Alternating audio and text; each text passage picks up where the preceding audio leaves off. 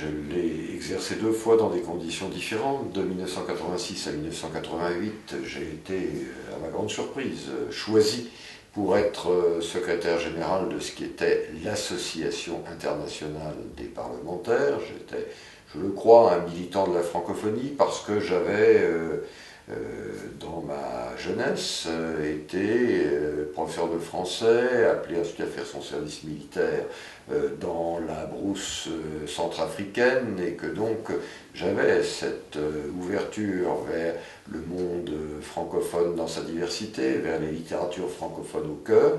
Devenu parlementaire, on m'a proposé ce poste, je l'ai accepté, et j'ai été confronté très vite d'ailleurs aux difficultés matérielles de la vie de cette modeste association parlementaire qui n'avait pas, il faut bien le dire à l'époque, encore beaucoup de moyens. Bon, voilà, ça a duré 2 ans, 86 à 88, puis en 88 je n'avais pas été réélu député, donc très logiquement j'avais cessé d'être secrétaire général de l'Assemblée parlementaire. Je le suis redevenu en 1995, cette fois-ci j'étais sénateur, donc à nouveau parlementaire, et nous étions devenus l'Assemblée internationale des parlementaires de langue française. On avait franchi un cap. D'abord une simple association loi de 1901 basée en France. En 1995, je retrouve une assemblée internationale qui est reconnue comme comme accompagnant, se situant à côté des sommets de chefs d'État et de gouvernement de la francophonie.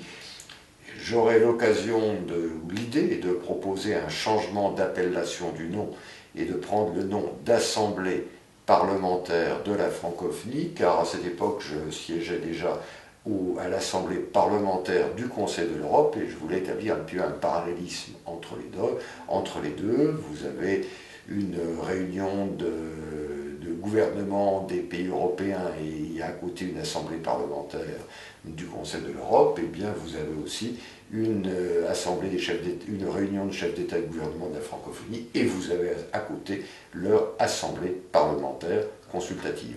Donc je peux dire que j'ai vu évoluer notre assemblée, j'ai vu ses moyens se renforcer grâce à l'apport du Parlement français, mais aussi du Parlement québécois, du Parlement canadien, du Parlement de la communauté française Wallonie-Bruxelles, le concours aussi d'autres parlements. On a vraiment vu à ce moment-là l'APF changer de dimension et devenir, à l'égal de la Commonwealth Parliamentary Association, une assemblée internationale présente.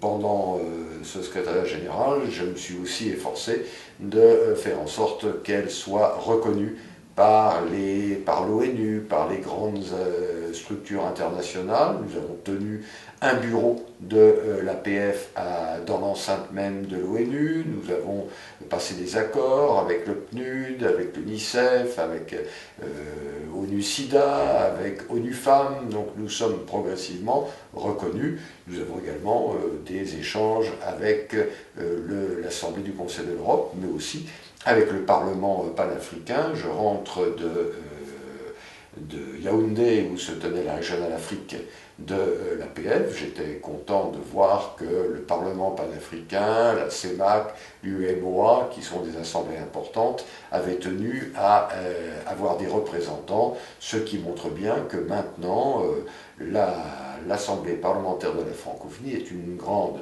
assemblée internationale reconnue à ce titre et connue et travaillant avec d'autres assemblées internationales.